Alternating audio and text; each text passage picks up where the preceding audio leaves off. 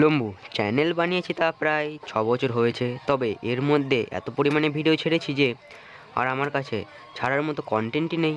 কি করি বলতো? দাঁড়া, আমাকে ভাবতে দে। কালুদার দোকানে গেলে কেমন হয়? হাট, আগের বছরই গেছি। আমার চ্যানেলে ছাড়া আছে ওর দোকানের ভিডিও। তাহলে তন্ময়দার বিরিয়ানির দোকানে গেলে কেমন হয়? কে বলিস? হ্যাঁ, ওর দোকানের ভিডিও আমার চ্যানেলে প্রথমে ছাড়া। আর কোনো দোকানের নাম যদি জানিস তাহলে বল আমার সাথে। আর দোকানের কথা তো আমার জানা নেই। এবার দেখ তুই কি করবি। কোনো সমস্যা নেই, আমি একটি দোকানের খোঁজ জানি।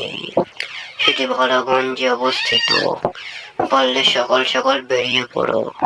ও দা, ভালোগঞ্জের রাস্তাটা তো বলে যাও, কোন জায়গা দিয়ে যেতে হবে। হারিয়ে গেলি তখন আবার কি করব?